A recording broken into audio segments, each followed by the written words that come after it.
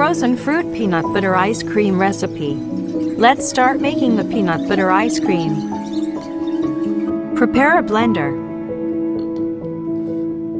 Mixed frozen fruits, blueberry, kiwi fruit and banana. Put the frozen fruits into the blender.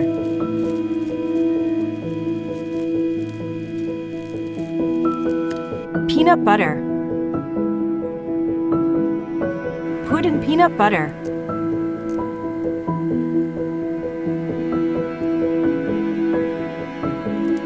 Blend. You can add a bit of water if it's hard to blend. Pour the blended mixture into a container.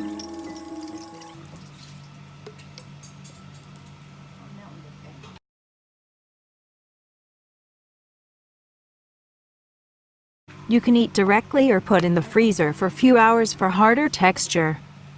Peanut butter ice cream.